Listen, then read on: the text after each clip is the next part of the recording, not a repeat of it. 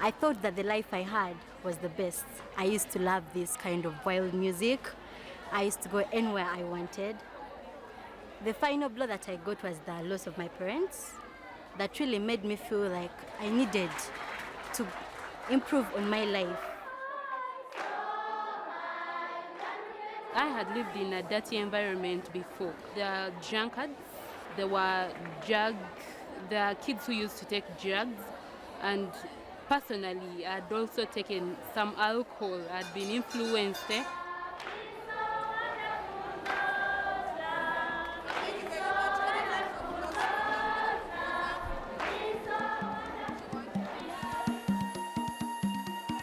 Youth around the globe are always hungry for knowledge.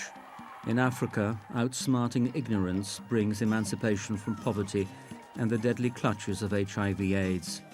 To stop the escalating epidemic, Sister Miriam Duggan, an Irish missionary, developed the Education for Life behavior change program. In 1994, Sister Duggan, along with a group of enthusiastic behavior change program participants, ventured into the slums surrounding Uganda's capital, Kampala, to offer the new generation a means out, thus creating Youth Alive. We started by visiting the sick, taking care of them. They formed groups of young people, young men and women who helped the sick, washing their clothes, comforting them, speaking to them. As a pastor at that time, I also went to visit them together with Miriam Duggan, but that was not enough. So after some time, Sister Miriam Duggan thought of founding a youth group because she had collected with her a lot of young men and women. And so they formed the Youth Alive Club. The Youth Alive really came out of a demand from the young people who had gone through the program and yet found that maybe they had made a commitment to delay having sex or not to get into drugs, but they found that the peer pressure was very strong and they came back and saying, we need more. It was to have ongoing formation of young people. The aim as well was to turn the negative peer pressure into positive peer pressure, that the young people themselves could be agents of change. In the early years of the HIV epidemic, condoms were considered the levee that would stop the flood. Abstinence and fidelity were at best seen as weakness. At that time, there was a lot of propagation of condoms. They said condoms, they said everything can help. Anything we handle our hands on. Let us try to use this, let us try to use that. We discouraged the condoms. We insisted on giving seminars, going to schools. During the holidays, we invited the students.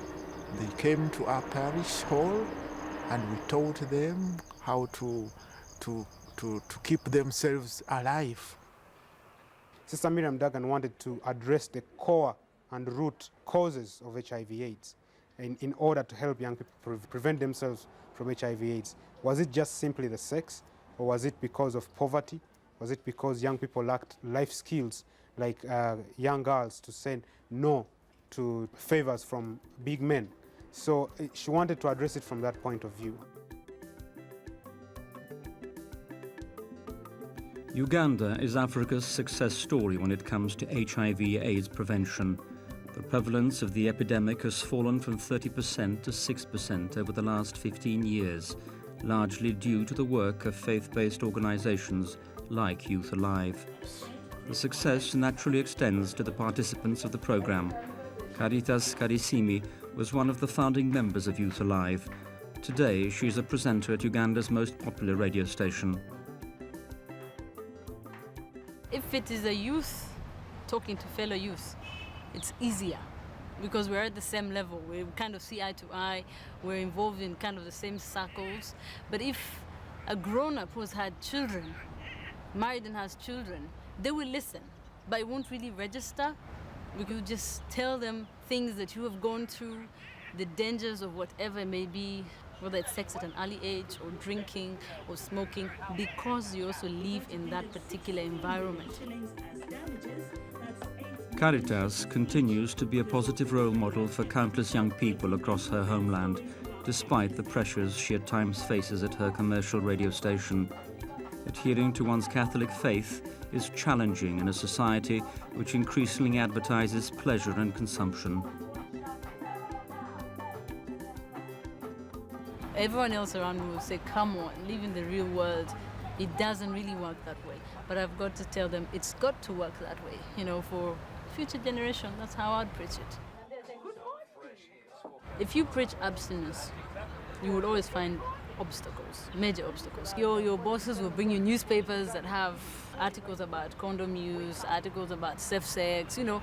So you're bound, you've got to cater for that other percentage of people that, I mean, just because they don't go for abstinence, you're not going to force it down their throat, you're just going to make them see the light.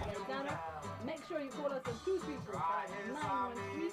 I think there are many wonderful people in Uganda who believe in that process and believe that they want to hold on to the faith values they've inherited, and also their own traditional values, because in African tradition, virginity was a value. Point of defense. Defense granted. Now, to defend myself about the natural methods, have you ever heard of these boys who tell their girls, let's have live sex, I will not, do they call it enter? Eh? Let's have live sex, I will not enter.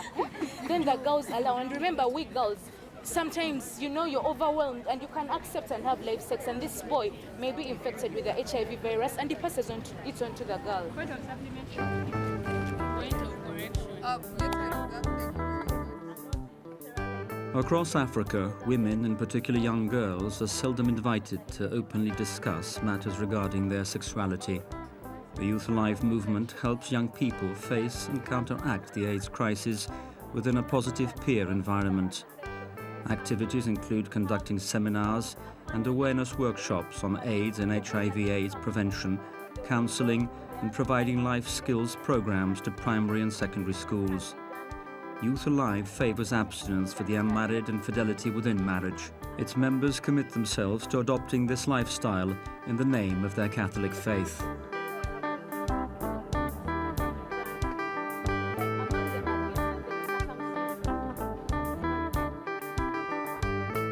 We all have a right to protect our lives and to protect the nation.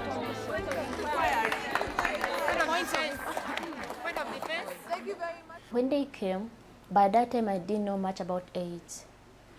But their workshop, their conference with us, it was about 1 week. When that week ended, I realized there's a lot I didn't know. They told us some facts about AIDS. They told us how you can prevent it, how you can help other people. You are not supposed to desert them. And when they left, we formed a club at our school, and we used to meet like once in a week. When you ask young people, a lot of them do not like the way civil servants and public servants do their work.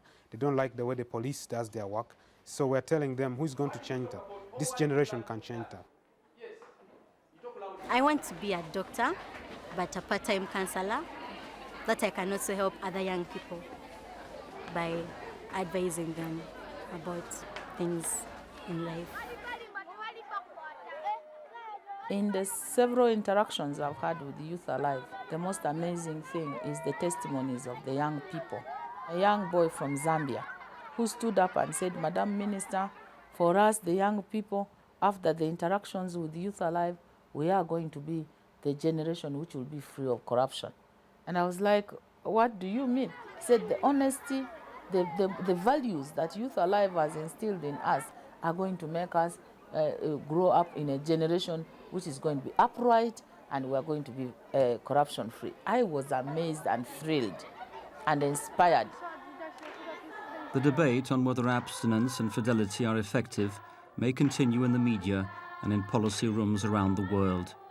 Thanks to the ongoing support of Catholic organisations, in Uganda and across Africa, the winner of the debate is Youth Alive. Following its success in Uganda, the movement also operates in Kenya and the Sudan. We support Youth Alive as well as the Behaviour Change programme. They complement each other very well, and we give aid whenever we are solicited. I would say that here again our calling, as aid to the Church in need, is renewed. The calling to be sensitive to what is irrevocably at the heart of reality, but remains unamplified by the media. We must be sensitive and uncover this truth so that we can reference and promote it, because in this truth lies the future of the African continent, which, despite its scars, knows that the family is the lifeline and essence of humanity.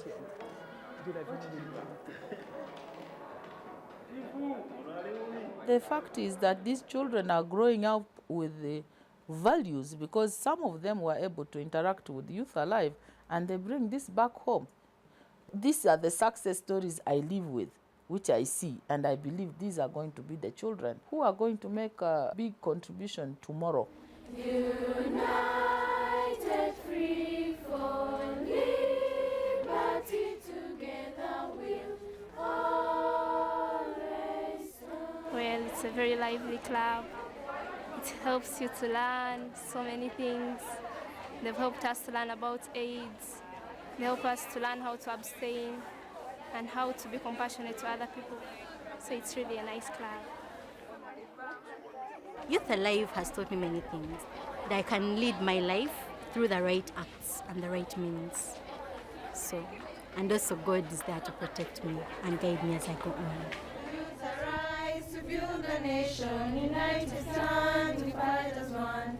Serve and lead to be an example, the leaders of tomorrow.